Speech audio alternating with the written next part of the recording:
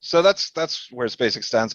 Not even covering Starlink. That's going really, really well. They have very good global coverage of the internet satellites, Hmm. um, and there was a lot of consternation among the astronomical community about them initially because they were very visible in the sky and they would interfere with astronomical long exposure photographs.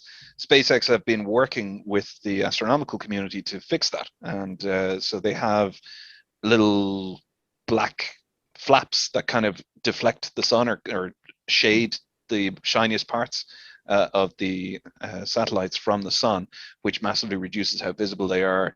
And when they are ascending to their on orbit station, they have changed the orientation that the satellites go into when they're Ah, ascending up to their orbit. So nice. So they to don't reduce reflect reflections. it. Yeah, yeah, nice. Exactly.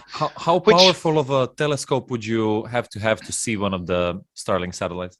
you probably need to go with a Mark One eyeball.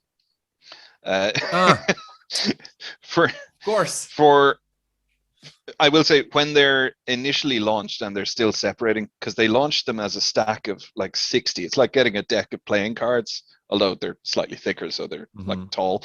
And then they take the rocket, the upper stage of the rocket, which has brought them into orbit, and once they're ready to release, they just turn it gently and let go.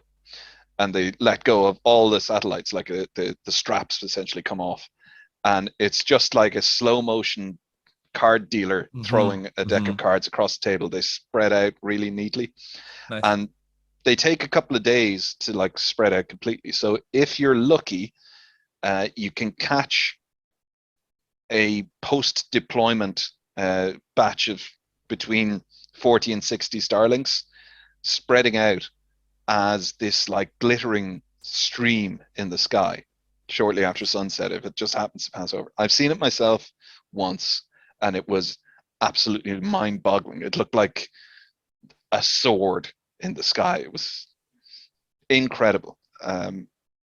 But that was way more visible before they implemented all of these fixes to kind Mm. of make it more astronomy friendly. You will still see it in the first day or two after launch. But after that, the satellites wake up, they turn themselves around, they do the orientation, they put out the flaps, And then yeah, and you can't see them anymore.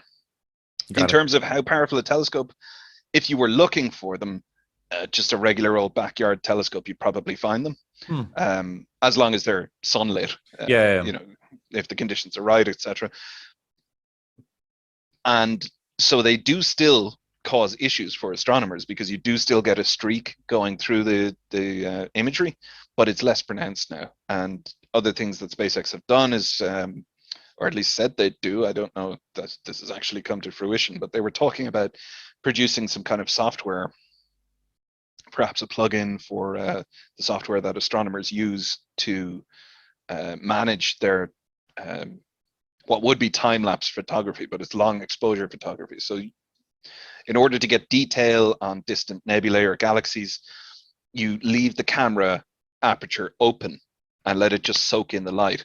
And because the Earth is turning, everything will smear out Yeah. if you don't have some piece of equipment. So they have what are called equatorial mounts for the telescopes that just match the rotation of the Earth and keep the Yeah. So it's target always lined kind of up. steady in place. Yeah. Yeah, yeah. And so doing that, they can drink in all of the light and get loads of detail on the astronomical object they're looking at. But if a satellite does pass through that field of view during that, there will be a streak across the photograph, Yeah.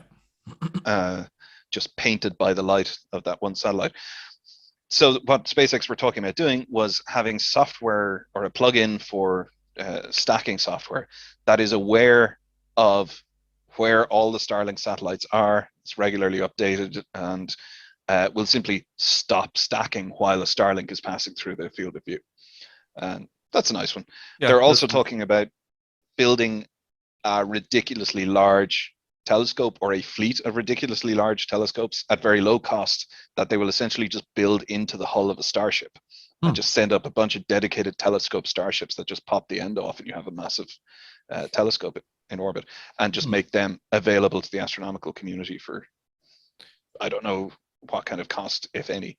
Yeah, But that might just be. as a kind of a sorry for ruining your photographs thing, here, have this. Elon photobombing the astronomical communicator. Yeah. Hey, thanks for watching this video. If you want to see the full version, go to the Uncle Gold Podcast YouTube channel or watch the next clip.